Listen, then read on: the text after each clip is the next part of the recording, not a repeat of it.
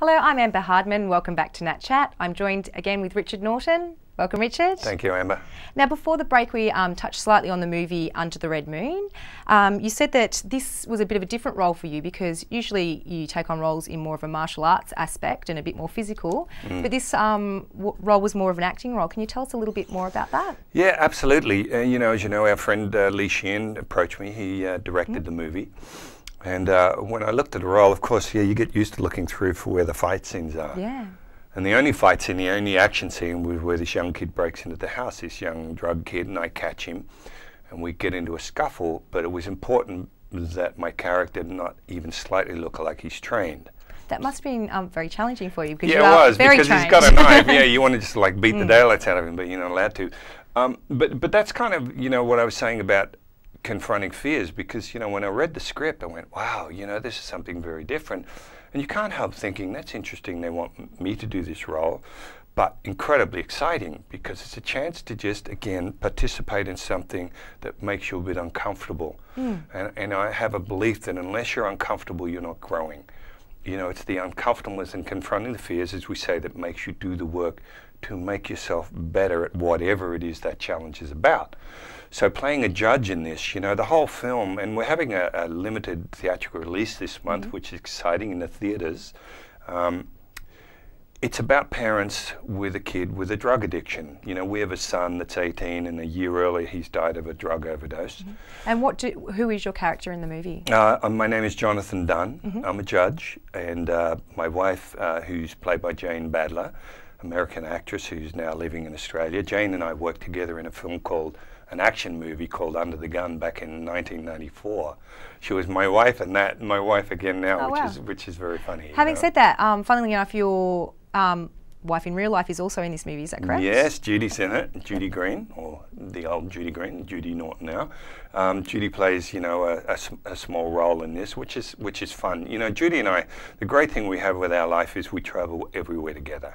On sets all over the country in different parts of the world, and to have Judy there, I mean, we're our own best sort of fan clubs and everything, and I take great strength from having her around. Is this the first movie that you've actually worked on together? No, we've done a lot of roles together. Because when we, whether in Lithuania doing a series or whatever, if there's smaller roles and everything that are suitable for Judy, the obvious thing is she's there anyway, so why not have her involved, so she gets involved. And fantastic. Yeah, it's fun.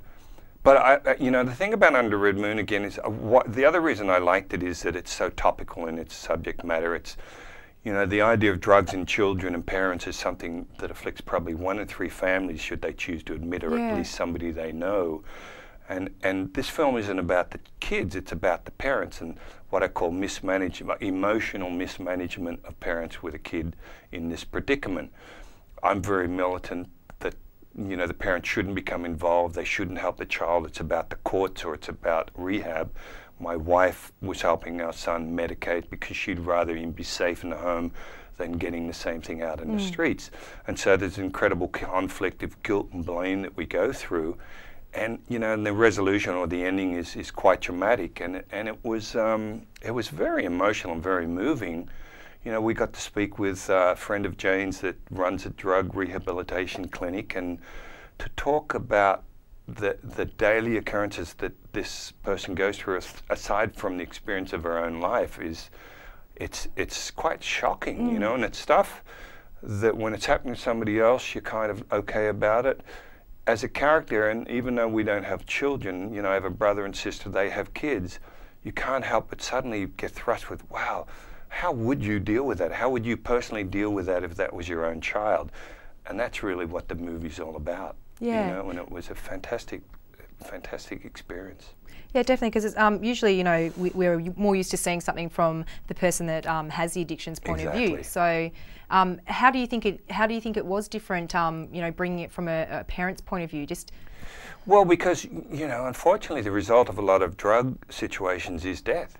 So in this case, our son is dead. It's the aftermath, and this is often what happens. I mean, in a weird sort of way, the person that's passed on is probably in a better position than the life they were living. The problem is what it leaves. You know, Yeah, we have a what it leaves saying that behind. it's not the snake bite that kills you; it's the venom, you know, in your system. So it's the memories and everything you're left with what could we have done differently that might have changed that tragic event. You know, and people live through that. You know, and especially relationships. The idea of the film that I'm blaming her, and my wife's blaming me. The end result is we realize we should have just been unified together, confronting this problem. It's not about blame. It's about what are the steps we can take. As they say, today is the first day of the rest of your life. How could we have changed what happened? The fact that it's already happened, how can we then make a difference in other people's lives and understanding that sort of a situation?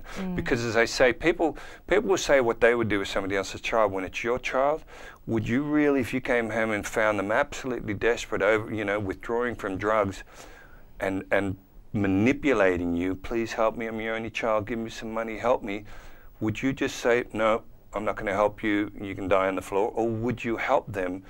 And the point of that from the person we spoke to is that the end result is disastrous when you do that. Yeah, and this is the person that you did some of the research for the movie. Yes, yes, she was drug addicted as a teenager. Yeah. She now runs a drug clinic, has done forever in, I think, in Elwood and St Kilda. But she said, I was so wealthy, I could do anything, I could travel anywhere. And I said to her, well, and the point of that is that addiction doesn't discriminate. You can be poor, you could be wealthy. I said to her, well, what made you give it up? Because she said, most don't. I said, it doesn't happen. And she said, I wanted my freedom back. And I said, well, what do you mean your freedom? She said, well, I could travel to any country in the world. I could go to France, I could go to Italy, stay in the best hotels. But unless I knew there was somebody at the airport on the other end with a whole mess of heroin or something else, I wouldn't go. So she was trapped. So she wanted her freedom.